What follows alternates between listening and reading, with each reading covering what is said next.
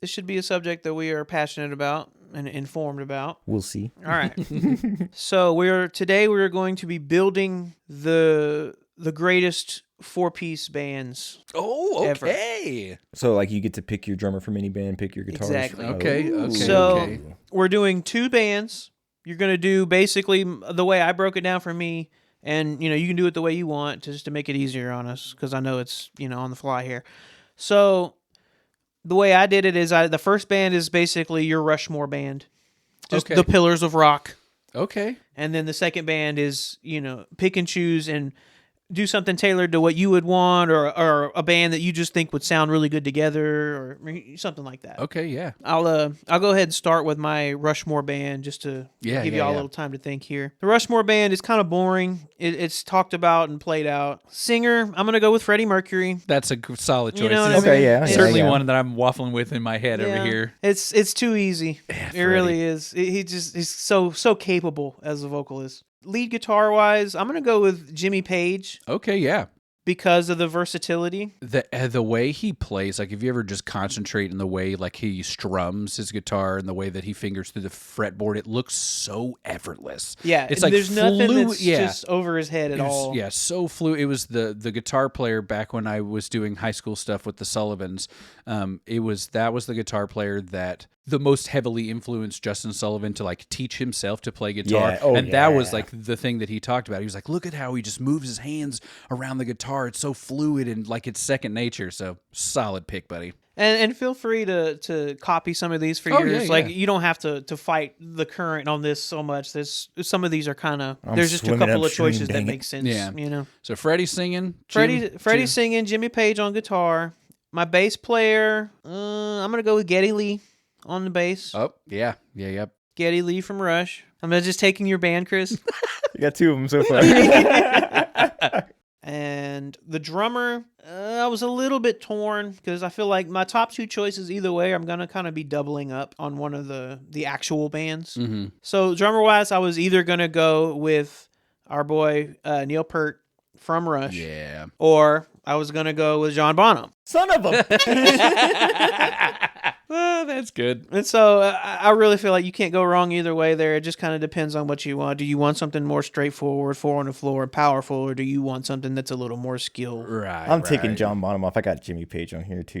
You don't want to. I don't want 2 from Led Zeppelin. It's too hard. Yeah, those. I mean, you could do like just Led Zeppelin. It's like, all right, that'll work. Yeah, that'll work.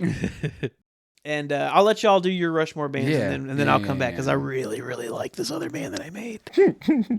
Chris, give me your Rushmore. On the drums, I was going to go with George Washington. Oh, okay. And no. Lincoln Yeah, playing the bass. Teddy just seems like a singer to me. Oh, yeah. So, Good front man. yeah. Lots of gusto. The band's called Bull Moose Party. Oh, man. So on drums, I didn't want to go with John Bonham or Neil Peart, so thought a little bit more outside of the box. This guy's not like necessarily the world's best talent, but he, I think, helps really make this band. I'm gonna go with Frank Beard, the only guy without a beard. Yeah. Yes. This is gonna be a quick pace. We're kind of moving, I'll be honest with you. Sounds like a disco drummer. Yeah. But it works and it's good. Yeah. It's all the cocaine, man. You're rushing, Frank. You're rushing. Got me under pressure. On guitar, I just could not go with Jimmy Page. Yeah. I had to choose Jimmy Page. So versatile. Yeah. That background as a studio musician, it's so palatable. He could just blend in wherever you need it. For vocals, I thought a little bit outside the box. Nancy Wilson. Hey. Yes. Yeah. Yes. House. Voice of a shit brick house. Strong voice. Hell yeah. I like that one a lot. On bass, I also went with Geddy Lee because he can also do synthesizers, and I felt like that added some versatility to the band. Okay, yeah. All right. I really wish there was a backup vocalist in this one because there's one guy I really want to include, but he's not a good enough instrument player. I mean, he is. Is it Malcolm Young? No, no, it's not Malcolm Young. All right, so I'll do my my Rushmore. I'll tell you the guy who I wanted to put cool. on. Okay. So singer, I cannot sidestep Freddie Mercury. He is one of all of the vocalists. Yes. He's definitely one of my favorite. Just the way he sounds is And his showman. Oh yeah, he just has his voice is so beautiful. He's so great and invincible. He can do rock. He can do rock, and he can do like more serious, darn near operatic kind of thing. So that kind of versatility he brings to Queen, and that kind of is amazing. And he plays the piano, so there you go. Yeah, Another there instrument you that he go. can loop in. For drums, I took another one of yours, Neil Peart. How do you decide? He has all of the drums literally. So Yeah. I mean, Neil Peart is just It's like an octopus back there. yeah, yeah. My last two, guitar and bass, two guys that you guys did not say. nice. Guitarist Edward Van Halen, All Yes. right. who also sings backup. Yes. Yes. And is a great songwriter himself. Yeah. I saw this clip recently. I don't know how recent the show was, but it was Dave Grohl on stage, and he was playing Eruption. And then at one point, he just like takes his hands off the guitar, and it's not him playing. And then the camera pans over, and it's Wolfgang. That's Nice. And then for my bass player on Mount Rushmore is Sir Paul McCartney Ooh. with his violin bass. It's just I don't know if It's a very strong vocal band. Yeah, I don't know if you guys have ever like just really listened to some of the bass work, not for the Beatles, for his stuff with the Wings and some of his even solo some of the Beatles stuff. stuff is good. Yeah, but it is the running bass line in Silly Love Song is great. Yes. so just the way he thinks of, they're almost written like vocal melodies, but for Which the you don't bass. expect for bass. Yeah, Yeah. So that is why he's holding down the bass for me, while he could play all of these other instruments. Nobody does happy like Paul McCartney. I swear. So true. Yeah, He can do it without being cheesy. It's one of those. It's like everybody else when they do it's cheesy, but when he does it, it's not cheesy because he's probably doing it first because he's Paul McCartney. So Yeah, the guy I wanted to put on here as guitarist because he is a lead guitarist, but I don't think of him that way. I think of him more as a vocalist, and that's John Frusciante. Ooh, Because he is by far one of on your Rushmore. Oh, this is personal. Personal. I wanted to include him on there, but As far as didn't. backup vocals, it's your favorite? Yeah, I love, and It's he so does good. incredible guitar work. The stuff he does is so good, and it's not really like, it's not what you would think of when someone was sitting down writing those Red Hot Chili Peppers song. 9 other guitar players would have written something different than what he wrote, but they probably all would have been similar. Whereas the whole things, By the Way album. Yeah. It's all. But the thing that I love from him the most is just his backup vocals. The way that he writes them is so good. It's not like your typical, I'll take the third or I'll take the fifth. He really is almost a secondary lead vocalist, but is only singing harmonies. I mean, the backup vocals in the other side are like top Yeah. S tier. It's like one of these things. Yeah. Yeah, Yep. yeah. Tony is patting his head and rubbing his stomach. Sorry, yes. But yeah, that's my Rushmore. Okay.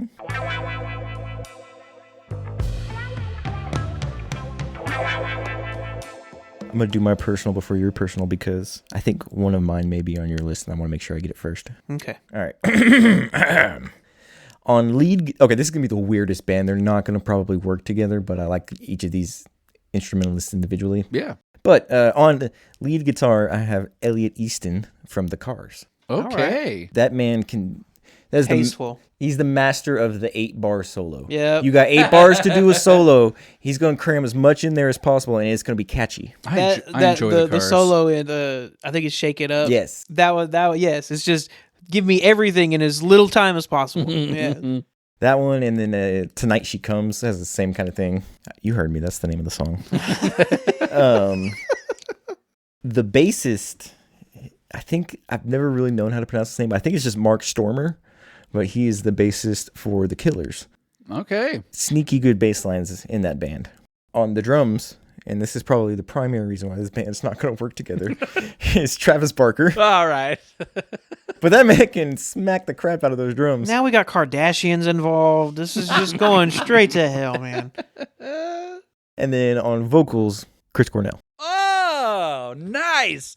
Another wonderful vocalist. I love his voice. I don't know how So R.I.P.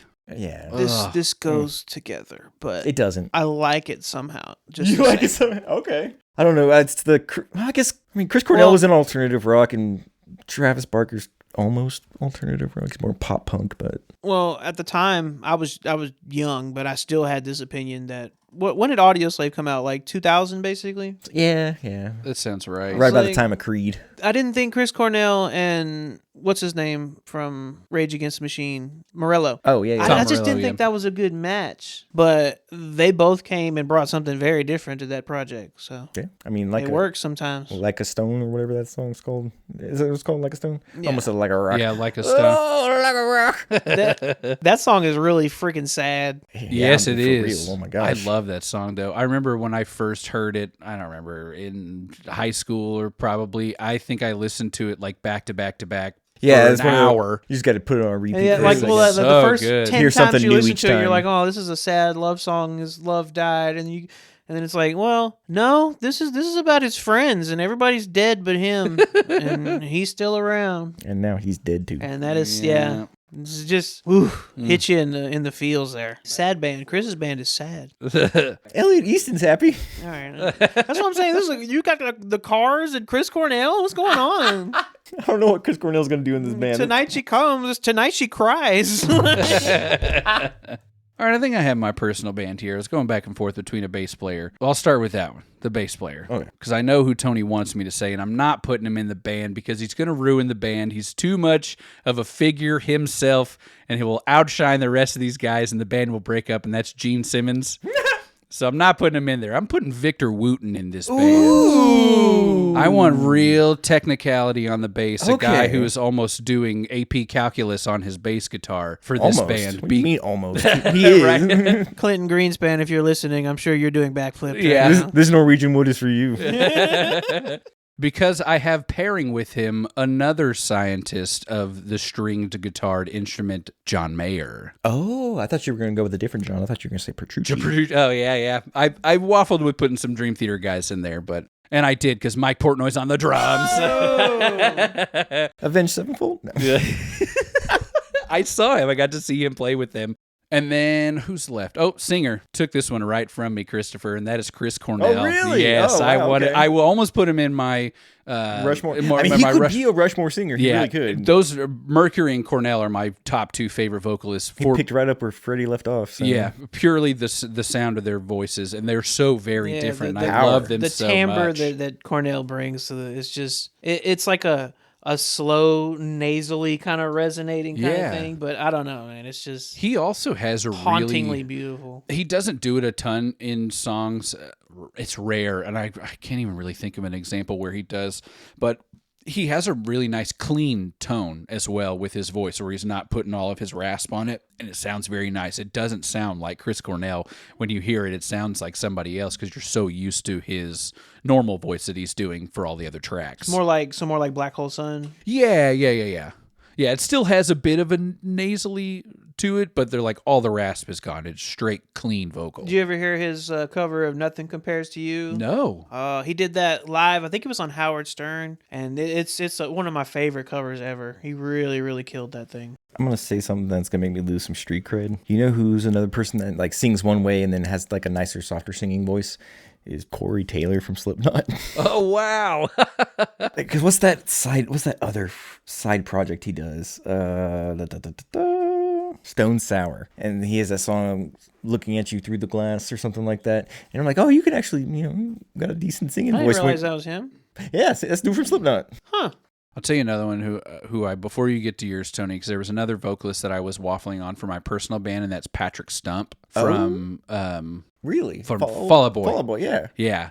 I don't know. Really? This guy, I don't know if you've kept up with like what he's been doing lately, because he's still doing stuff with the band, but he's writing a lot of like jingles for children's shows. He has way. like 2 or 3 different jingles that Graham watches, like for the Hot Wheels show, for Spidey and His Amazing Friends. Oh, he's always been that kind of catchy. Yeah, man. Yeah. Oh, yeah. And it's good. And he's got a great voice. He does have I want to say it's similar-ish to Chris Cornell, not near as much as rasp, but has that kind of nasally high-end voice to him. That's I don't think Patrick Stump would argue with that. Yeah. He's over here like, What you compare me to? Let's go.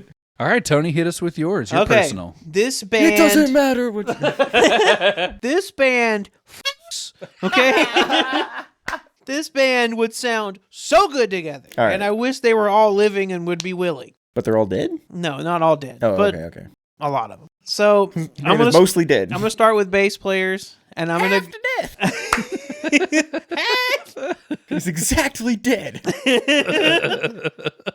Sorry. So bass player, I'm going to go with Flea. Yeah. We're going to get this thing Can't going. go wrong I with was Flea. surprised no one had said it For yet. real, though. Yeah, right. Funky as hell right off the Not bat. go wrong with Flea. Got great And- stage presence, too. In a Absolutely. similar sense to the Chili Pepper sound for lead vocals, for lead guitar, I'm gonna go with Jimi Hendrix, Okay. Oh, wow. the grown up version of Frusciante. Okay, yeah. You know, Yeah, okay. and Totally and, down. and Flea John Hendrix. Mayer for that example. Yeah. you used him as well. So we're all kind of the Jimi Hendrix tree. Yeah. We got room for With squares. it, so I'm gonna go ahead and put Jimmy in there. Both of my guitar players are Jimmy's. Nice.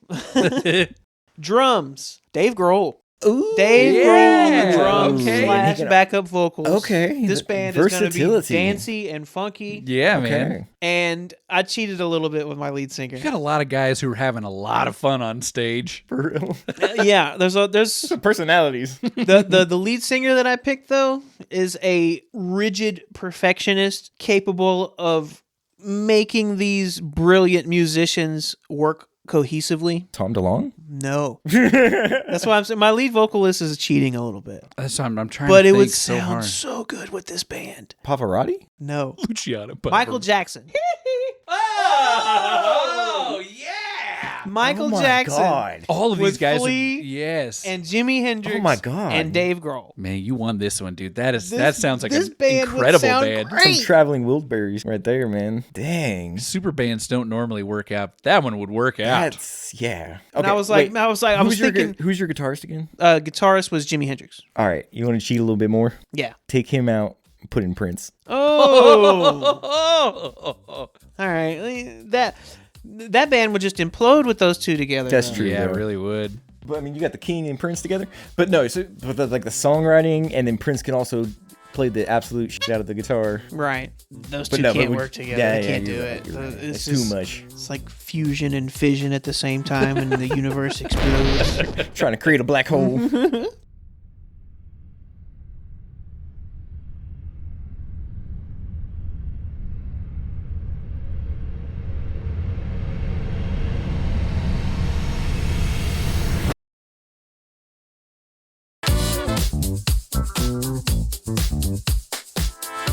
Welcome, everybody, to the Ranger Zone. Hello. My God. Our three clinically obsessed Rangers fans semi-qualified to dish out our takes like hot cakes from the fans to the front office. I am Robbie Belusic. I am Chris Green. I don't know where that sound came from.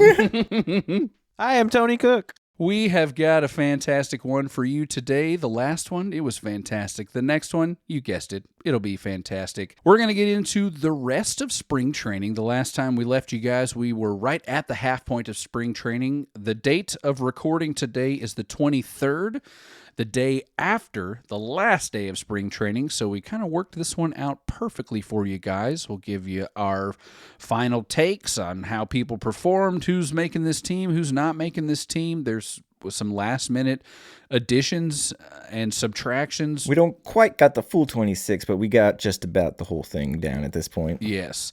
And then we'll also do a little look ahead to our very first series and especially game, the opening day game against the Bostonian Red Sox. Can you imagine having a ballpark that you can't even like fit the whole field in? It's just ridiculous. Tradition. But before we do that, how about a little bit of news? News for yous.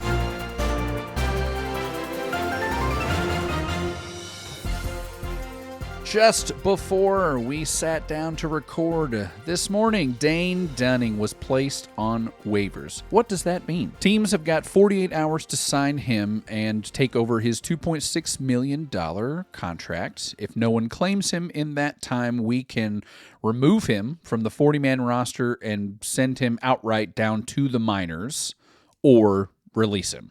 I don't think it's going to get that far. Somebody's going to pick this guy up, right? If Patrick Corbin can sign with a team, that I think Dane Dunning can too. He'll get picked up here. Somebody will take a chance on him. I do think there's a good chance somebody will take him. 2.6 is relatively cheap, but it's not dirt cheap. So Yeah. I think you may have a few teams balk at the price. And the role he's probably going to do, which he's probably not a starter anywhere anymore. He's a certified long man. I think this is a situation kind of like the Rule 5 draft, where if you do pick him up, it's not like you have to offer him back to us if you want to cut him, but you would also have to put him on waivers. You don't have the ability to send him to the minors either. So if you're picking him up, it's with the intention of putting him on your big league team. Yeah. We'll see. I mean, I hope the best for him. I do too. I love man's a World Series champion. When he came to the team, I was in love with him from day one. Yeah, and he did really. I don't know what happened, but he used to be a little bit better. Yeah, it's just a slow decline. Age may be a thing. Maybe fresh start will do him well. I think it was also we just had no expectations for him when he got here. That's true. I was saying earlier, he can go back to the White Sox. Yeah. They surely need pitching. So. Yeah. Next up, Christopher called this one like 2 weeks ago. Jesse Chavez goes back to the Braves. Sub-2 ERA coming, y'all.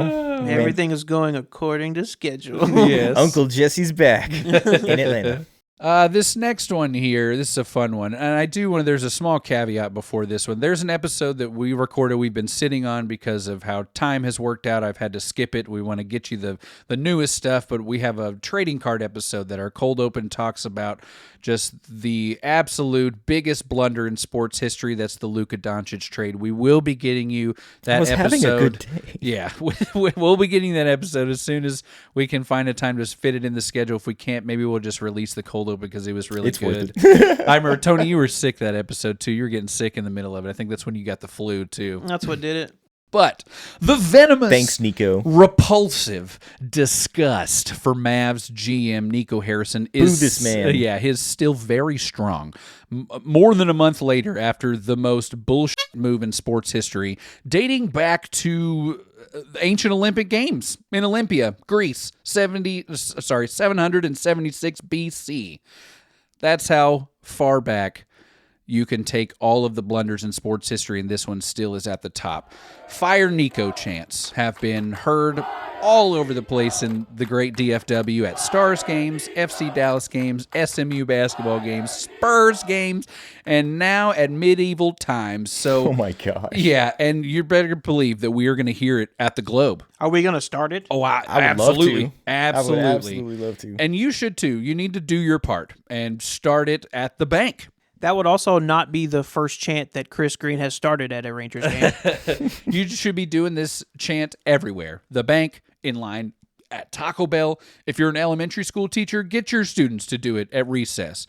This man should not get off and should be hated by every DFW sports fan ever. I think C.D. Lamb said it best when he said, what do you say? He killed the city with that move. Yes. Yep. He killed the He city. really did. All right, enough Disgusting. depressing basketball map stuff. Like, one more thing. Yeah. The franchise that Mark Cuban cultivated over the better part of 3 decades was just, well, at least 2. No, yes. Somebody said that. They said that Mark Cuban spent 2 decades building a respectable sports franchise, and it was destroyed in a matter of 30 days. Yes, it was destroyed in a month. Ridiculous. It would not be spring training if we did not get at least one botch job from some apparel company, and we did. I almost bought that hat And before they pulled it. ours was the greatest. I'm sure you've seen it or heard about it from now, but It's made like late nights. Yeah. Like it's a TV show. New Era, the hat company, came out with special hats for every team in which their full team name was written across the hat, and then their team insignia was placed crudely on top of it. So our hat, where the X would be, it was hidden behind a giant T, our insignia. So it said tetas, which is Spanish for tits. Yeah.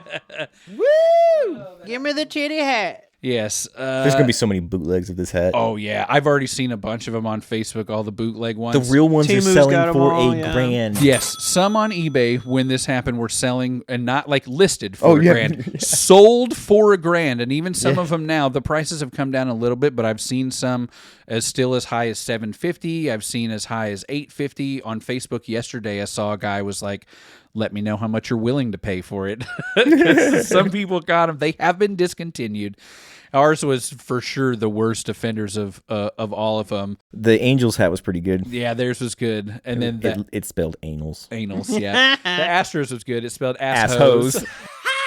So they could actually probably keep that. That was accurate. It was accurate. But I thought that was so crazy. We hadn't really seen this much aligned hatred of a product since last year's uniforms or the Cybertruck. Yeah. All right, on to the next topic here. During spring training, you hear about all of these, former greats showing up to their old teams, and our own Hall of Famer Adrian Beltre, he came up to camp. Yes, he came up to camp during the week of March 10th. I think that was just after we had finished recording our last episode. So that following week, he was up there. Had Elvis with him. Yep, Elvis was with him, and of course, Elvis is working with the team on the broadcast, so we'll probably see him around all the time now. You know what's crazy? Is Elvis made his Major League debut 11 years, and it was a baby. 11 years after Beltre, right? They were in the dugout together, and I'm like, Beltre looks like he'd get out on the field right now, and Elvis looks like an old man. He does. Yeah, it's wild. He does. I saw him on the day that I'm talking about here. I was watching the TV when they were both their first day at camp, and they were both in the dugout. And yeah, Elvis does look older. It's wild. And I mean, there's no one you'd really rather have than, for players to bend their ear and, to hear from them both on an offensive and defensive, what a luxury. Yeah. So Sosa made his return to the Cubs this year. Good. Do you guys see a possibility of, like Rafi or Juan Gonzalez start to do the same? I need the Juan Gonzalez relationship to get Tony's better. Vehemently shaking his head no over here. He doesn't see it. Juan Gon has come back to the team a couple of times finally. I do remember him famously snubbing his own Texas Rangers Hall of Fame induction and sending his son, but he has since been back.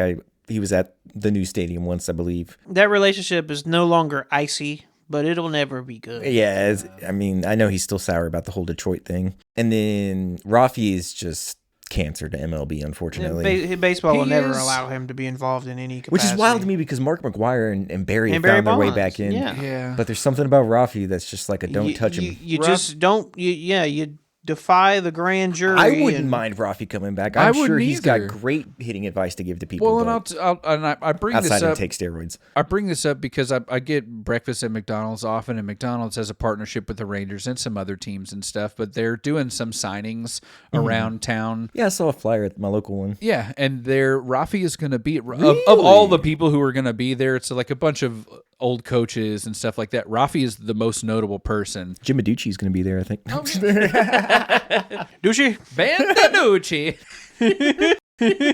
But yeah, so I saw that and I was like, man, I wonder why he's not around like with the team more. Don't get me wrong, I love Adrian Beltre coming to camp, and I hope he does it every year until he's dead. But there's some other guys who we can get every morsel off of the bone from. Surprise them. Arizona when you're gone, Beltre. Yeah. It's one of those. We've got 3 Hall of Famers with Nolan, Pudge, and Adrian. We should have 4. Yeah, and he should be the other one. But alas, you point your finger at Congress and then get busted like a week and a half later. I mean, what are you gonna do? Are there any other guys y'all can think of who were like those prolific, pillars of the Rangers organization who you might like to see around during spring trainings? What is Colby Lewis doing these days? I've seen him back a couple times, but would love that. Yeah. Would love Colby Lewis. I feel like that's to come around. just how to carry yourself as a professional kind of guy. Yes. Snake. Oh yeah. The snake. Yeah. Cobra.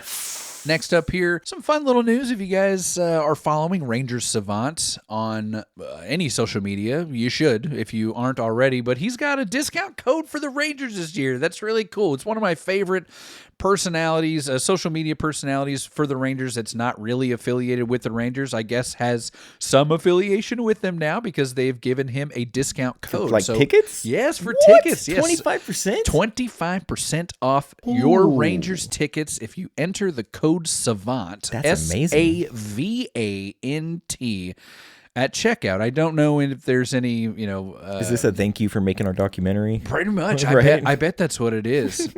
Sorry you had to do what we couldn't do ourselves. Yeah. I don't know if there's any restrictions, like if it's just weekday games or it's non-premier games. Like, I'm sure you can't go to like the Yankees. and Right. get- Yeah. But man, that's awesome. And awesome That for is him awesome. too. I really love that because he puts out solid stuff on social media and I love to see it. He has like a 2-hour interview with Josh Young that Josh Spores that I'm only like 30 minutes through, and it's beautiful. It's such a wonderful interview. It's just them sitting down, shooting the shit. I imagine it's like that SNL skit where Chris Farley's sitting next to Paul McCartney. He's like, "You remember that time when you threw the last pitch of the World Series?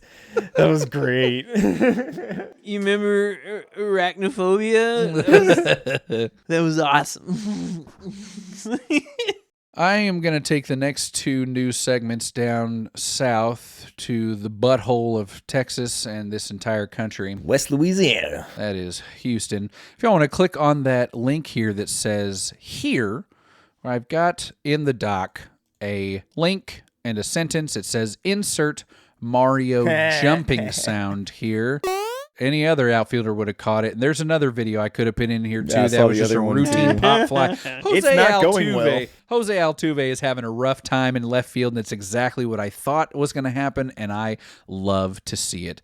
This video, we'll put it in the show notes. It's who are they playing? The Cardinals. A Cardinal player ropes one, looks like it's going to go over the wall, and it doesn't. It stops just short of the wall, and because Jose Altuve defected from Munchkin Land, he's not tall enough to grab this ball. Oh my God. And this is not the That's only not video. a warning track. That's a yellow brick road. Yeah. Oh my God. This is not the only video of him, muffin balls in left field. He's been doing it all spring training, and I hope they keep him there. I really do. What I need is for us to be playing him in Houston. He muffs a ball up against the Crawford boxes, and like White Langford gets like an inside the park home run.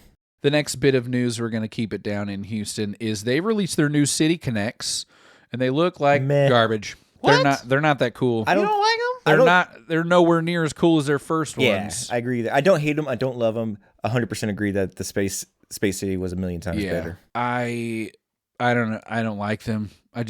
They're clean. I'll They give them could that. make these their everyday uniforms, and I'd be okay with That's them. that's the vibe I got. Is it was more of a everyday uniform as opposed to something special. Yeah. But Yeah. The hat, though, the graphic on the hat looks like the University of Texas at Arlington. It really does. that has a baby with the Arizona Diamondbacks logo. Boom. Yeah.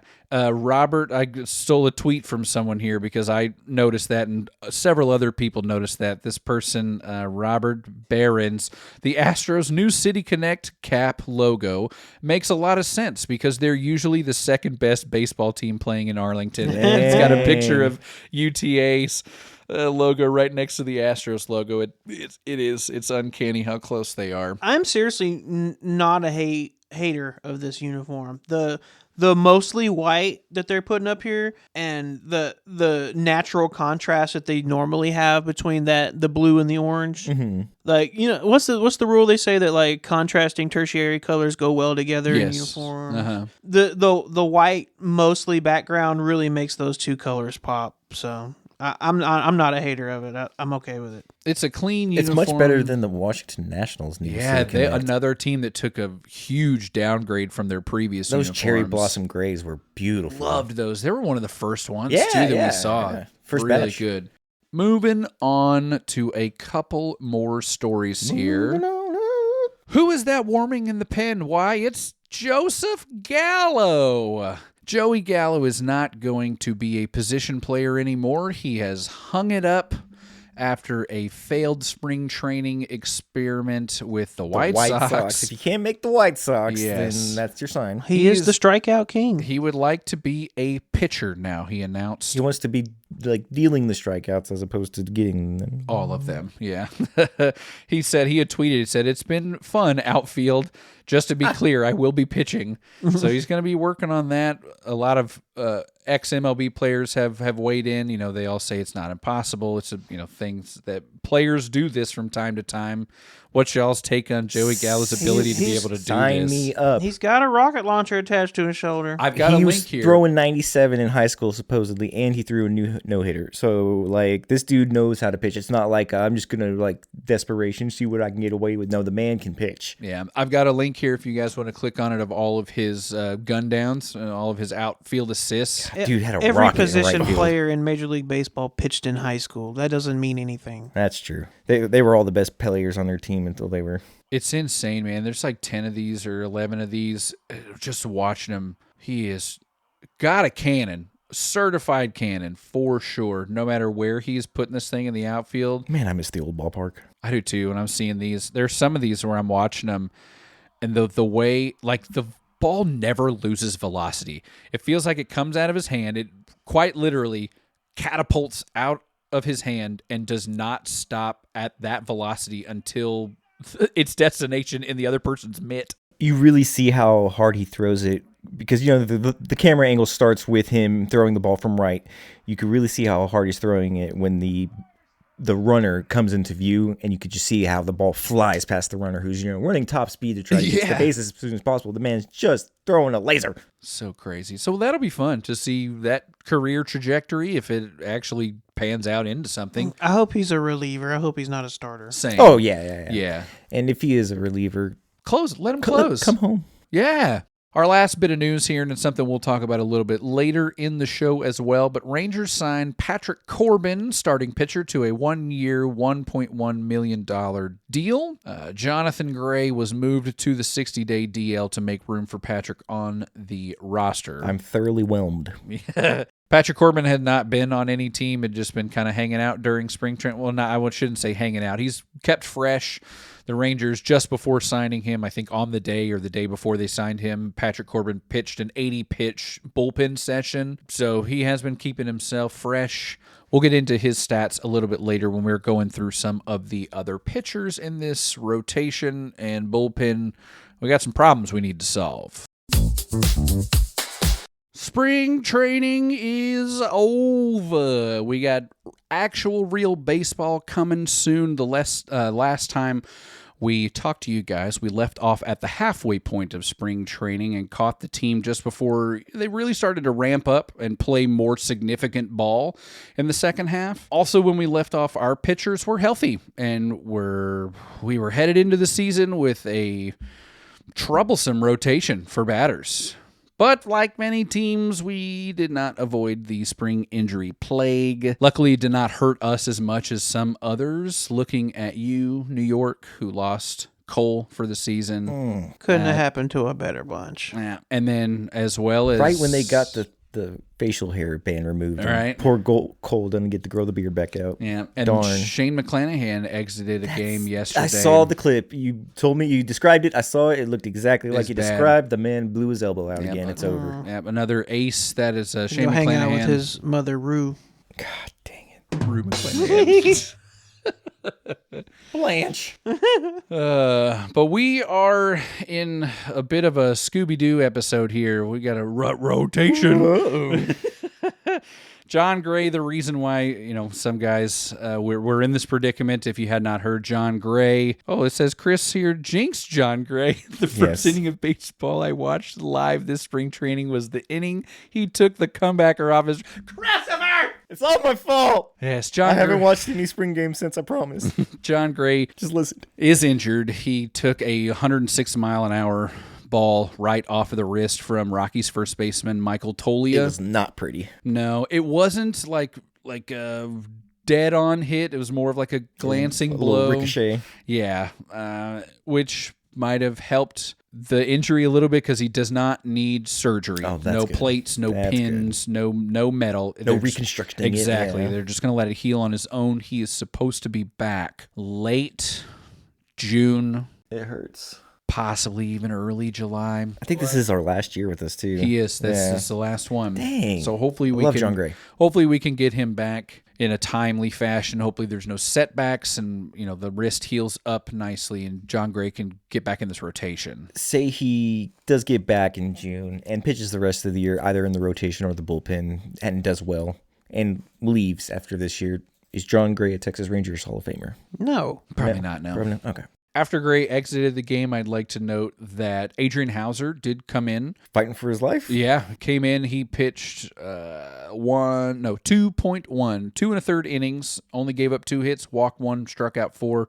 Hauser is a bubble guy, so he may or may not make this team. But yeah, so good for Hauser to be able to come in, at a moment's notice and shut it down for 2 1/3. That's great. That's what you want. Other guys, Cody Bradford. This one also hurts. There goes my Cy Young prediction. He's out for. You're just jinxing everybody, bro. Man, just shut up, dude. He's out for about the same time as John Gray. He might come back slightly earlier. So where Gray is probably going to come back early July, if we're being realistic, Bradford will probably come back late June. Somebody's got to use their left arm on this team. So is this like elbow soreness, like I could come back and the next thing you know it's TJ announcement? God, I hope not, because they did not find an actual injury.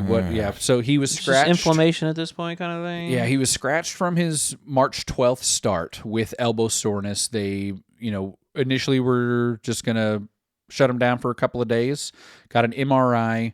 There was no structural damage, and then they were like, all right, we'll rest you for a few more days, and then decided that it is going to be better to put him straight up on the IL and for him to miss all of these months. Take no chances. Yeah, type of take no chances. Malley was scratched in a game earlier this spring, came back and has been fine since then. He seems like he's good to go. He did return. So it was 2 days. He was scratched from that start. He was only down for 2 days and then pitched 4 innings in like a AA exhibition game. This elbow soreness forearm tightness, that is why Molly was scratched.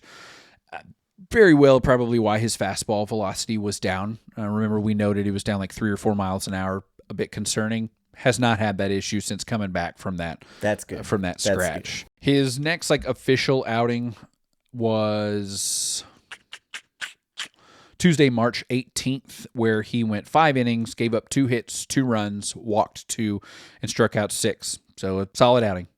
Great. Yeah. Love that. Velocity was back up in that 93 mile an hour range, and he even touched 95 at one point. The only runs he gave up, those 2 runs, they were back-to-back homers. One of them by former Rangers World Series winning catcher and all-time vibe king, Austin Hedges. What's the number on your ass, Hedgie? So good for Molly. Glad that he is not having to sit out after being scratched, because the first pitcher, John Gray, the first pitcher, Cody Bradford, who sat out after being scratched, ain't going to be here for a little while. Jackson Leiter. Yeah, our 2 guys who we're ready for, Jack Leiter, Kumar Rocker. We'll start with Leiter here. Held it down in his 3rd start. That was on March 16th. He gave up 2 runs, 4 hits, struck out 4, and walked 3 over 4 innings. I've got noted here, you can't walk and get hit. You got to pick one.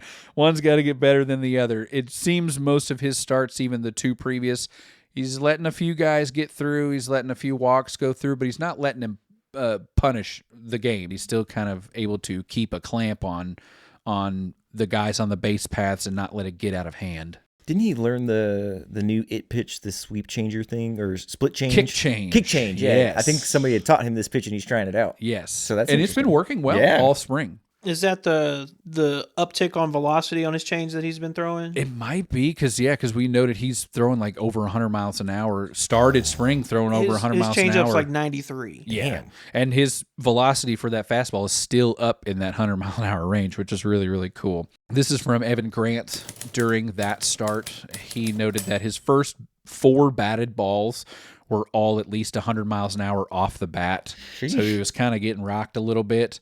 It was an 80-pitch outing. It was supposed to go 6 innings where he only went 4, but after he allowed the runs, which they came in the first inning, nothing else crossed the plate, it's great to see. He's not letting, like I said, all of his mistakes come back to bite him. And his final start, which was the last game of spring training, Tony, your parents got to see that one, right? Oh, yeah. Fantastic. If they've got any photos of that, maybe we'll throw them up on the Instagram. Let's see, where was I here? Oh, the final start. Yes, he went much longer, 6 innings, gave up 3 runs, 1 walk, 4 strikeouts, 11 hits. Ugh. That's a ton of hits. But like the third start. Another testament to not letting his mistakes completely blow up the game. He gave up 3 runs, but after 11 hits, good God, it could have gotten ugly. Right. That's a quality start, technically. Yeah, 11 hits is a lot of hits. That's a lot. That's a ton of hit for one game, not, much less than 6 innings he was in there. A lot of men left on base. Yeah. So that just goes to talk about the guy's just mental toughness as well. The people I feel like have to be the most mentally tough out there are the pitchers. Well, and he's in this position now, too, where the shine has completely rubbed off him, and now everybody's doubting him. Yes. So he's got if he's got the chip on his shoulder, now's the time to harness. Yeah. Harness energy, block bad. Nice. So that'll take Psycho. us to Up and down and around. It's like a merry-go-round. Well, that'll take us to our other Vandy guy. All right, real quick on Kumar Rocker. Go for it. So it's the future, and it didn't quite work out when he starts, and he's our closer now, right? It's a home game. You're in the audience. It's the 8th inning, or we're going into the 9th. Or sorry, middle of the 9th. We're going into the 9th. It's a 1-run game, and then you just hear this come over the speakers. If you smell what the rock is cooking. God, I would love that. That place would get the crowd pop. Yeah, that's so good. Yes, man. That place would go crazy. The Rock says. Know your role. God, I would love that. Oh, I would love that so much. He's like, just bring it. But what I would love more is for him to be an ace. So Yeah, that'd be cool. His third start, Friday, March 14th. was much different than his first 2. Yes. Still not great, but a lot different. Not a 32 ERA or whatever it was. Yeah, not nearly as bad. So he gave up 3 runs on 4 hits, only pitched 2 1/3. This was also the same game where he plunked Fernando Tatis Jr. in the head. Oh, I missed that. Yeah, a little scary. Ooh. He hit his helmet, ricocheted off the helmet, went into the stands. Tatis was fine, thank God. No reaction, really. Yeah. I was reading a wrap-up from Sean McFarland. So he and both Rocker were both looking for consolation progress and just kind of noted how effective. They were looking for ways to pull little nuggets out of this performance because it was not as bad as the other ones. Was not as good as it should have been probably. But his slurve was super effective. He threw that for 5 whiffs and 3 called strikes. Great. I think it's a pitch that's locked down in his arsenal, but needed work. That's his live or die pitch, too. Yeah. When that's on, he's the best. When it's off, he's going to get rocked. Yeah. No pun intended. His 4th start. He did get a 4th start. Look out. Ooh. How many struck out? Went 4 1/3. Only gave up 3 hits, 2 Nice. runs, Nice. 2 walks, 8 whole Ks. Boom. That's a ton of Ks and 4 1/3. That's a lot of Ks. You got 12, 13, potentially minimum 13 batters. 8 of them got struck out. He gave up 3 hits. So he saw 16, 17, 18 with the walks. Saw 18 batters, I think, in that outing. Struck out 8 of them. Struck out almost half of them. Yeah, hello. Very nice. He did hit another batter in that game, but retired 3 straight after that. He was a little up and down throughout the start, but had to battle and battled successfully. Oh, I just saw the next down. Patrick Corbin. But that wraps up our Vandy guys. I only have one more pitcher here that I want to bring up. It's the guy that we talked about in the news, and we will argue about it. Patrick Corbin. He is ass. You pitch like ass. What, cat poop? Tony loves to ring the bell on availability is the best ability, and that might be the case. But he seems far beyond the tipping point of keeping someone on the roster just because they're healthy and ignoring the fact that they're hot liquid ass every time that they come out and try to perform. Patrick Corbin's been in the league for a while. Was good for a little bit. It's like he had a TJ in 2014, I think, and has like pretty much been on the mound ever since. Yeah. Like does not miss starts.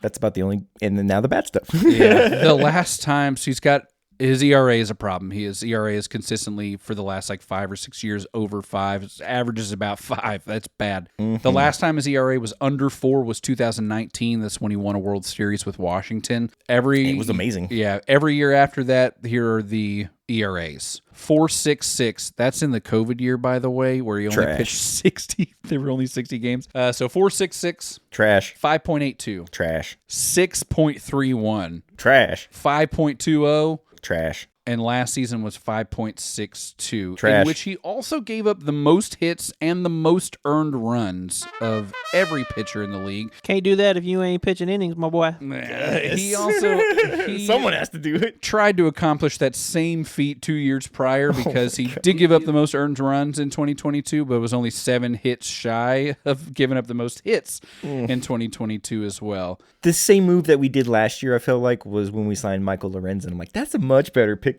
than Patrick Corbin. He also gave up the most runs in the league in 2021 too. So 2021, 2, and 4, he's given up the most runs. That's the wrong kind of bold on your baseball reference page. This, to me, this looks like the biggest Hail Mary and putting a lot of faith and stock in Mike Maddox's ability to turn a soggy sandwich into a not soggy one, because I think that's about all the room for improvement he's got. I just don't know what they saw. I hope I'm wrong. I hope I'm wrong. Unless it was what Tony's saying. It's Yeah. just we're worried about getting a guy out there every 5th day, and we need somebody to eat the innings. Patrick Corbin could do that. He can do that. And I'm not saying Just needs a little run support. I was, like I said before we started recording, we'll certainly have the run Needs support. a lot of run a lot of run support. I think his biggest modern day comp is Jordan Lyles at this point. Yeah. It's just somebody that's going to have a north of 5 ERA, but he's going to be able to pitch 5 to 6 innings. And every now and then he'll get three runs in 6 innings and call it a quality start. I mean, that'll happen every now and then. Yeah. Once in a blue moon. It's not the same situation, but like when we brought in Jordan Montgomery, our World Series year, I was much higher on Montgomery because He's pitched a lot like because Patrick Corbin lately. Yeah, but expectations weren't like super high. He For Monty. for when we brought Monty, him? yeah, when Yeah, we no, brought it him was in. just the middle of the rotation. Yeah. Just get And his... he outperformed those the entire season, and especially in the postseason. So there is certainly something to having Mike Maddox on the pitching staff. Maybe this guy is going to outperform those expectations, which are low. I do have a quote here from CY, courtesy of Evan Grant. Says, "We also believe there are some things we saw in the second half of last year with his performance that indicate that he can continue that trend of being good, I guess. He can be a very serviceable major league pitcher." Serviceable is so perfect. That's a great word for it, which we need We're right just doing now. some heavy lifting. Yeah. So that was CY is kind of in the same predicament we are. It's like, well, we'll see. I'm Did gonna the I'm gonna CY say wanna something. pitch? Right. I'm gonna say something that I might piss y'all off as Rangers fans. Oh, Okay. Give it to me. What do Patrick Corbin's numbers look like compared to Derek Holland? Shut the... Tell me those guys' careers aren't similar in what they could do early on That's- compared to what they are towards the That's end. just not nice to Patrick Corbin. I feel like Patrick Corbin was a lot better than Derek ever was. You think so? I mean, he Yes. had a couple of Yeah. good years in Arizona, but Derek Holland could strike some folks out there as well. I have opinions on Derek Holland, the person. Yeah. But Derek Holland, the baseball player, was good, at times great, never achieved his full potential. It's hard to say that. I mean, I think he was actually a really late round draft pick, and I mean, it's hard to say someone didn't achieve their potential when they were a 10-year major leaguer. I mean, that's amazing. Yeah. But you felt like at the beginning that there could have been even more there potentially. Never seemed to smooth out his edges. Yeah, it was honest. As bad as this is going to sound, he just felt like he was never the same after the dog thing. Yeah. I want what's his face to make the team. Emiliano Teodo. No, Patrick Murphy. Patrick Murphy. Okay. Yeah, Yeah. that dude is just like he's having the kind of spring that like he's having the Should earn you a roster. he's spot. having the reliever form of what White Langford had last year, where it's like we can't deny say that. no. Can't deny that. Just can't say no.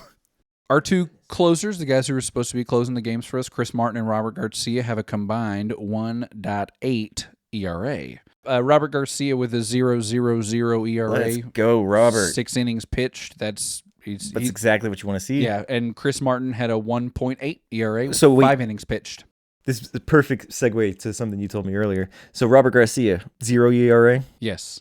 How's the guy that we traded him for doing? Not Oh, no. good. Oh, no. Nathaniel Lowe did not have a good spring, guys. He Uh-oh. had no home runs. Ruh-roh. His slugging was under 3. His on-base percentage was barely 3. His batting average was like 210. His OPS was like 566. Bad. It was a bad spring. I absolutely love Nathaniel Lowe. So I I'm do gonna say too. this knocking on wood, but if he crashes out, this could be a great trade. Yeah, it really, really could be.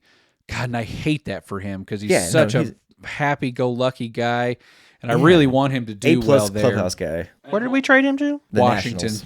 Their ballpark gets a lot of flack, but I feel like it's pretty cool. They'd say it's just like vanilla, but See it on the video games. It looks cool. yeah, it looks better outside than ours does. If I had money, that's one thing I would do, was just go to a baseball game in every city. Old Hell boy's yeah. working on it. I'm trying. I'm kind of upset that might not be able to see the the slop.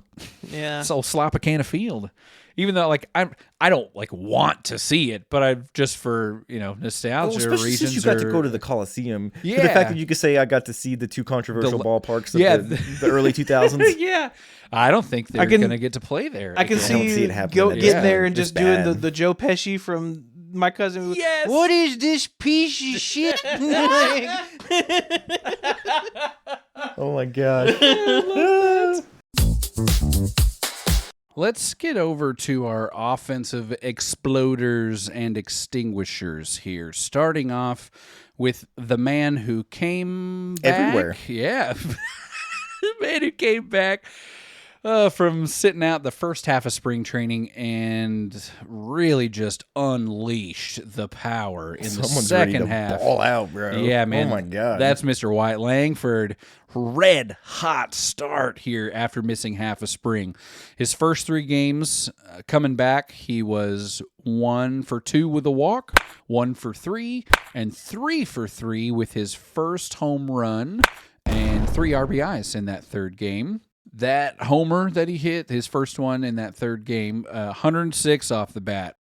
No distance recorded. They were at a stadium where they don't have the technology for that. But the launch angle was 27 degrees. That's pretty low. Mm-hmm. No. No? No. No, Low's more like 19, right? Yeah, the 30 degrees is what I consider to be the picture Ideal. perfect home run. Yeah. So he's still in that All right. yeah. margin of error for that. Yeah. It looked like it went about 375, 385 when I was looking at it. Let's see. I do have the link here. If y'all click the first home run link, he pauses a little bit as if it kind of might hook foul because he was really ahead of the swing, smashed the shit out of it, and had to because he was so far out in front. Continued to smash throughout the whole second half of spring training. Even knocked in a 412-foot home run in the final game. Oh, there was no reason to pause on that one. That was good all the way. I'll include that link as well in the show notes so you guys can see his Langford's first home run of the spring. Yeah, that home run he hit at the game that my family went to, that was a laser beam. Yeah, that bad boy was gone. 412 off the bat. I'm going to put this link in here real quick on Wyatt Langford because I can't wait to see him do this in a home run game. A World Series game. Oh, it's okay. So this is College World Series. It's the College World Series. Longest home run in that park's history for the College World Series. This looks like bottom of the ninth. Florida down 1 to Virginia. Not for 1-0 long. count. Wow. He knew immediately. This is over all of the seats, all of the fans. Man has a violent swing. I want that. Like, he's like Corey Seager's. Like, he's not going to show that much emotion until it really counts. Yeah. We'll go from one power guy to another guy who's just exploding with power. Mr. Bombi, Adolis the Bombi Garcia. Exploding everywhere. Yes, he was out. I think when we talked last time, he had just got injured. They had took him out of the lineup for just a little bit. He was only out for 2 days before he resumed baseball activity, so almost immediately was away for 8 total days of playing time. When he returned, was expected to return on Thursday, March 13th, but ended up coming back a day early, and was in the lineup as the DH on March 12th. Before that, he hadn't hit 100 miles an hour exit velo, but did exactly that in that Did game. some. His very first at bat was a 111 mile an hour ground out. I don't know how I think it was to first base. I don't know how the first baseman even kept a glove on that ball. That is hot. He then in the next at bat 105.9 mile an hour line out, and then he did have a double later in the game that was 96.6. Last at bat 84.3. Pick up sticks. Before his injury, Adolis left as a Bombi and came back as a Bombi Factory. He is really just killing it, just like Langford. In the second half of the spring, he came alive.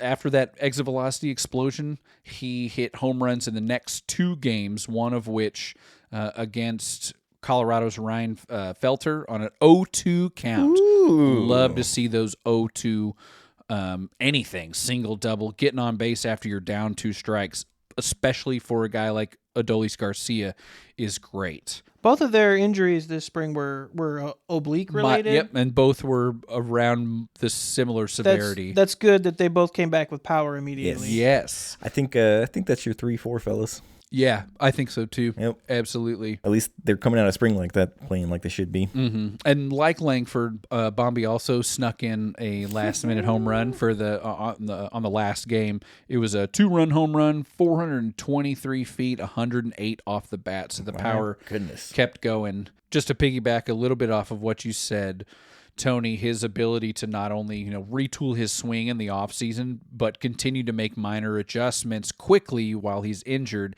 and then have them pay off also so quickly means that we might be seeing another special season from Bombi. 2023 might not have been his best year. I did hear that he played through a lot last year as well, so that regression may have been due to some injuries that he was trying to make it through. Mm-hmm. Okay.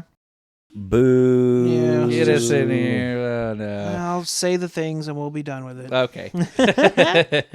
All right, Leody Taveras. Leody. Well, do you want the good news or the bad news? Boo. I'm going to give you both, so shut up. The good news, Leody knows how to play center field and is young enough and has a strong enough major league makeup that there's still hope that his bat can come around. Maybe. He had a decent spring with his bat. Yeah. It was a weird spring. Yeah. Decent is I don't know if I would say that.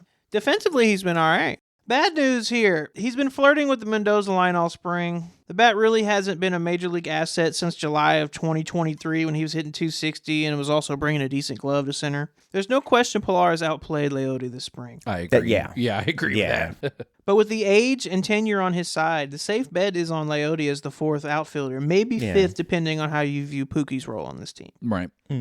It's definitely make or break time for Taveras. Take a step forward and be a dependable everyday outfielder, or figure it out somewhere else. As my pops would say growing up, it's time to shit or get off the pot. Thank you, Richard. Yes, thank you. Yeah, Leody was doing poor the last time we spoke, and it didn't get any better, really. 196, I believe, was what I was looking at for his batting average. Yep. Those hits were like doubles and home runs. I was going to say, of his 8 hits, I think it said like 5 of them were extra bases or something like that. So he had a 688 OPS, which by no means is great. It's a major league OPS. Yeah. But like to have a 688 OPS alongside a 196 batting average is pretty impressive. Yeah, it's wild. How do you do that? Yeah. not Some sustainable. Joey Gallo crap. It's not sustainable is what it is. Yeah, there you go. That's the best way to put it, honestly. Yeah. Not, and look at Joey. He's a pitcher now. Yeah. And despite Pilar playing better than we had hoped this spring, that's not a viable option there that you can turn to. I don't know, man. I really don't. For a full season? Pilar? Yeah. No. It's not as your everyday. No, like he I think couldn't make it through a big league season at this point. He would need the rest. Can we go ahead and do Pilar since we're Yeah, absolutely, yeah. Started the spring red hot. He's hitting 296, 6 RBI through his first 10 games, but he doesn't have any RBI since, and the batting average has dipped down to 244. Oh, no, he does have 3 more RBIs. Oh, I yeah, apologize. sorry. Yes, he does have 3 more RBIs, up to 9 now. Sorry, I Oh, you updated that? I updated that, yeah, because Okay. I looked this morning and I was like, oh, wait, he got a couple more. Okay, cool. All right, well, yeah, but 244, I just don't think that's that's good enough to make the team as a 36-year-old over a guy who's going to be more healthy, and it's just got the tenure on the team goes to Taveras. You know, he's more familiar with the clubhouse. I just don't think he's made a big enough impact to supplant Taveras at this point. I've always heard Kevin Pillar's a real good clubhouse guy. Like one of those guys, hate him if he's not on your team, love him if he is kind of guy. See, I disagree. I do think Kevin Pillar has outplayed Taveras in every aspect of this in spring training. I don't think that means Taveras needs to get off the team. I think I'm willing to give him one more year. If I have to cut one of them, I'm definitely cutting Pillar. Oh, yeah, absolutely. I'm willing to give Taveras one more actual go of it for one more season, but at some point, I don't want to keep stringing this guy along when we could. There's several other younger guys I'd rather have coming. If the young guys are going to perform like this, I'd rather them get the at-bats. Just let Wyatt play center. Yeah, which that's not going to happen for us, which I would love for just Wyatt to play center, and then y'all can figure out left field. Yeah. But they want Wyatt in left because they want Carter in center. To finish up with Pillar here, 36 would have had to put together a Hunter Pence-esque spring for this team to get behind him as an outfielder. I really feel like it was a long shot from the get-go. He's outperformed my expectations for spring. Absolutely. I was expecting nothing. Yeah, to do Thought he was completely real washed bad. up. I'm not confident that he makes this ball club, but maybe he's played well enough to stave off retirement and get picked up as a fifth outfielder somewhere else in the majors. If he doesn't, I would definitely hope he gets a shot somewhere else. The reason I want Pillar on the team, I have Pillar making the team out of camp, is because the next guy here, I don't know what we're going to do with him, and Leote is not enough to hold down. Leote and Smith are not enough to hold down center field. We'll need a third guy. We'll just absolutely have to have a third guy because Smith is going to be playing the infield, I think, more often than he will be playing the outfield, and that's Evan Carter. Evan Carter, enigma. He really is an enigma. I don't know what to think about him. Tony and I chatted a little bit before we started recording. I'll give you some spring training numbers here quickly. So he hasn't hit any left-handed pitchers. He has 0 hits off of left-handed pitchers. He's 0-for-9 with 6 strikeouts against all left-handed pitching. 6 strikeouts and 9 at-bats. Ow. Yeah. That's not even getting close. That's Yips level. Yeah, the slash line is 0.81 batting average, 150 on base, 0.81 slugging, and 231 OPS. He's dancing with Nomar Mazara territory here. And he's not just not hitting lefties. He's not hitting righties either. He can't do either at the moment. Every other quote that I read from Bruce Bochy is how adamant he is that more at-bats will help, which is why Carter has been getting into like every single game he can this spring. Not played in AAA before, right? So like he was doing minor league exhibition games in spring. He was doing different like pickup games and intra-squad stuff. Basically, when there was a chance for him to get an at-bat and the team wasn't playing a real game, he was out there getting that at-bat somewhere.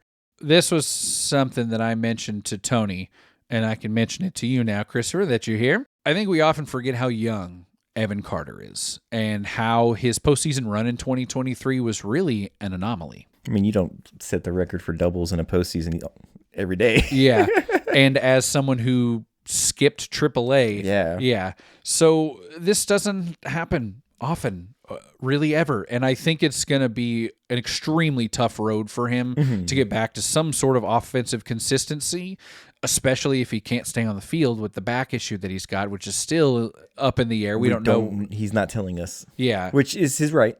But yeah, he's got his own huge shoes to fill, and fan expectations of him are sky high, when in reality, this guy very well could benefit from more than half a season at AAA. And if we're being honest, I'm 100% right. In his, I will say in his final game, he went 0-4 in the final game, did get the start in center field. The result of those at-bats was 1 foul out and 3 strikeouts. Does he not make the team and Kevin Pillar does?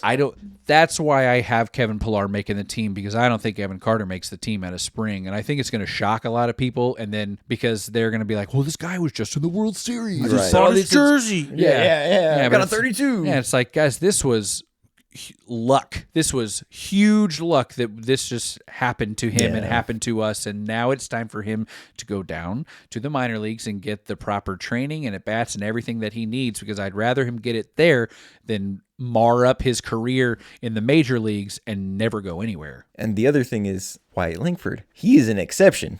Yeah. He does not happen all the time because he's also fairly young. But guys don't just soar through the minor leagues like these two have.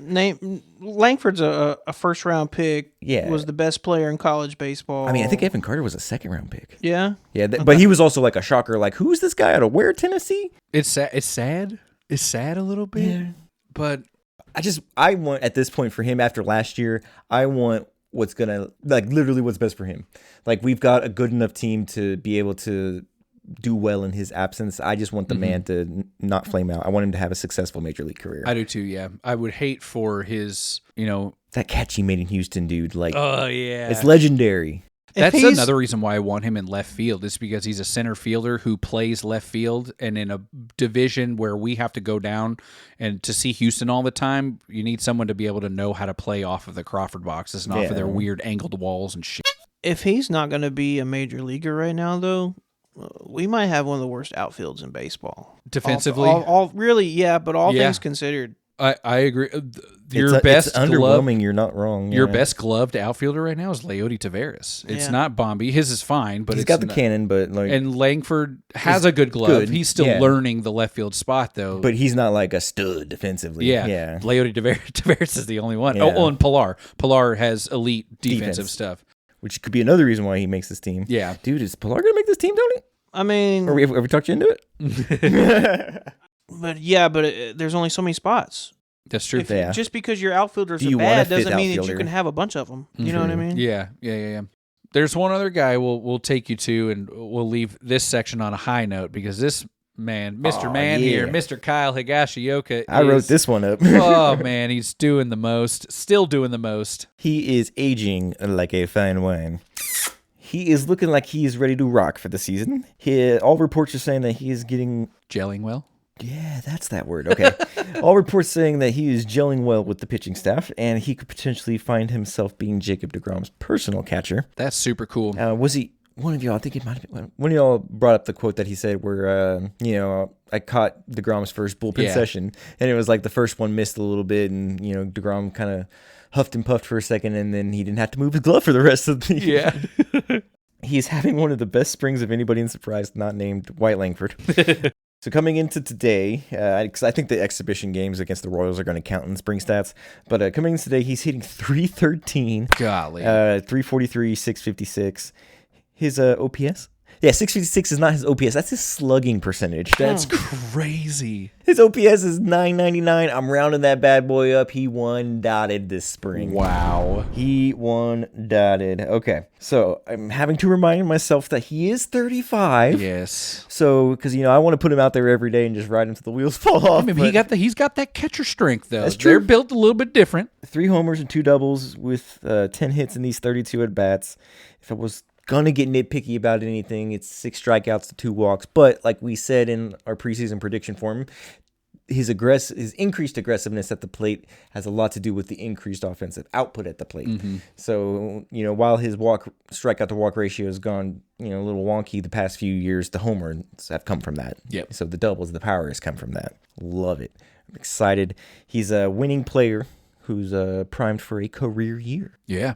Coming off of a career year, too. Yes, exactly. Yep. I think he's just going to keep it rolling. Yeah, I feel like it does. All signs pointing up. I'm buying the Hickey stock. Yeah, me too. He didn't stop. He just kept on rocking and rolling. You remember that thing I said in the last season about, like, don't put too much stock in spring performances? Oops. Yeah.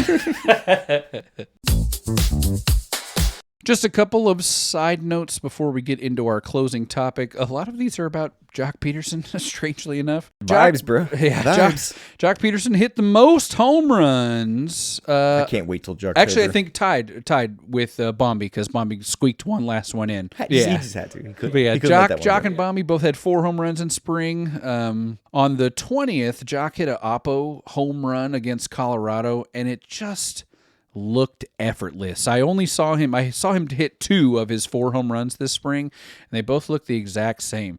He's out there with his yellow gloves and his yellow shin guard and his yellow elbow guard, looking, flashy as all Ridiculous. get out. And he just looks like he's throwing a boat paddle down at the bottom of the ball, and it just explodes off the bat. Bochy said, this is from Sean McFarland, Bochy said he's one of those guys, it just keeps carrying.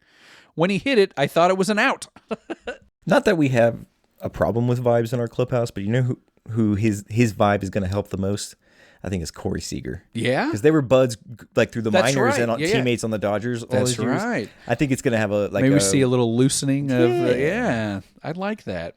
Duran barely edged out Josh Smith and Jock Peterson for the secondary first baseman spot. He had 5 games at first, whereas Jock and Josh both had 4 games at first. So it's safe to say the secondary first base position is still not set, Up in the air. which is good for people like me who don't want Peterson anywhere near first base unless he's just roped a single. I just feel like it's going to have to end up being Pookie as the backup first baseman. Yeah. He's a backup everything. Yeah, I know. Just to get his bat in the lineup. Duran, if you put Duran as the secondary first baseman, it allows Smith to help in the outfield. True. Which we'll need if Taveras' performance is And Duran does have to anemic play. still. Yeah. I'm not in love with Duran in the batter's box, but I love having the ability to have Josh Smith somewhere else more than I hate Duran's bat.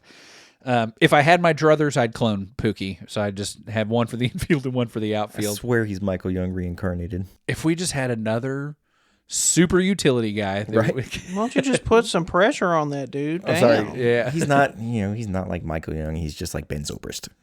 No big deal. Yeah, just do Mark DeRosa or something. Like Yeah. don't put that much pressure on you. On the Pookie note, he played just about every position this spring, like we anticipated. did. Only didn't play second and didn't play catcher, and then obviously didn't pitch. 9 games in the infield, 6 in the outfield, none at DH. So just barely more in the infield, which is where his glove is stronger. But God, that Joey Gallo trade worked out great. yeah, it really did. So yeah, I think we'll see a nice even split between wherever we can get him in. I thought it was interesting he didn't DH, and probably because it's spring, there's a million other people Oh, you need to get in. he needs to play every position as much as possible. Exactly. Yeah, Whereas okay. he'll definitely Yeah. DH in the season. My last little side note, this excerpt, it was from Evan Grant. It was too good, just too good not to include. He was talking with Jock Peterson about Evan Carter and how Jock Peterson's has really made his career off of hitting righties and doesn't hit lefties. And Peterson said with a laugh, "Yeah, I don't know if anybody should model their career on mine," as he took another long draw from a pink lemonade in the catacombs of Temple Diablo Stadium Friday. "I'm kind of a unicorn," he said. That's one way to put it. Oh my gosh. Jock Peterson. They broke the mold. What yeah. a card, dude. What a real life cartoon character. This is going to be a great 2 years, man. Oh. The final side note here, I wanted to just mention our roster space. I counted everybody up. There's 13 fielders. That includes Duran. 5 starters. That includes Leiter. 7 relievers. That's 25 guys.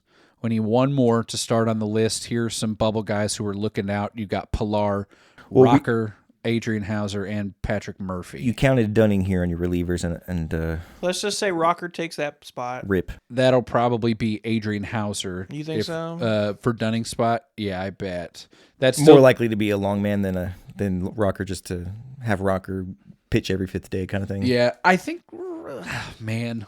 God, I don't Or do you give it to know. Patrick Murphy? Well, here's the other thing, too. If Evan Carter doesn't make the lineup doesn't make the team out of spring, that's only 12 fielders now, so we have 2 spots. So you could move Rocker and Pilar, or Rocker and Murphy, or Murphy and Pilar. I think you'll probably, I really want Pilar to make this team, and I think he's done enough to do it. Is Patrick Murphy going to be the guy that keeps him, though, from making the team? That would be something, dude. Good That's story what for Patrick Murphy. What I'm afraid is going to happen, because we've had all this pitching stuff going on with John Gray and Cody Bradford, is that we're going to get the pitchers in here, and Pilar's going to have to go somewhere else, and we're going to have to hope and pray that center field is good to go. Gonna put those eggs back right into Leote's basket. Yeah.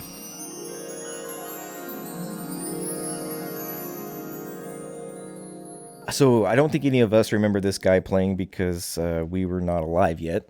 But we have mentioned him in this episode. Do you guys remember Mario Mendoza? Who? Mendoza line, boy. The Mendoza line. Oh, Mr. Mendoza line himself Mr. was a 200. Texas Ranger. was he really? So the Mendoza line is 200. That is the batting average that it's not so much in effect these days, but for the longest time it was the Mendoza line is if you can hit above 200, you can play in the major leagues, even if you have, or basically it's like your defense can save you if you're hitting above 200, but if you're only hitting 212, but you're a stellar defensive player, that's fine. So in his 2 seasons with the Texas Rangers, Mario Mendoza hit 224. So Mario Mendoza was batting above the Mendoza line with the Rangers. He actually had a positive WAR of 0.3. To show that he had a positive WAR, this just shows how good his defense was because his OPS plus was 49. Oh, That's atrocious. That's terribly terrible. That is ass. oh my God, it's so bad. So the fact that he still had a positive wins above replacement shows you that Mr. Mendoza was pretty good at defense, but nonetheless was out of the league at age 31. He played his last 2 seasons here in Texas. So we salute you, Mr. Mendoza. The line may have been lowered to the JP Arancibia line at 100, but we salute you for your contributions to Major League Baseball and the lore that you have contributed over the years. These stats are so bad. They're bad everywhere. How many home runs did he hit in his career? 5? 4? 4 home runs in the 10 majors, years, 9 20 years. in the minors, 1 in the Mexican League. This guy is the Patrick Corbin of hitters. He had of the 20 cumulative seasons he had from the minors, majors, and Mexican League, he hit 25 home runs. That's it. And 20 seasons. And to his credit, his career batting average was 215. Yeah, not 200. Not 200. Come on, man. It looks like he was definitely a utility infielder those first few years with Pittsburgh, but started in Seattle 2 years. Yeah. Looks like he got his first action in 1970 in the Gulf Coast League. Not sure if I mentioned it. He was a shortstop.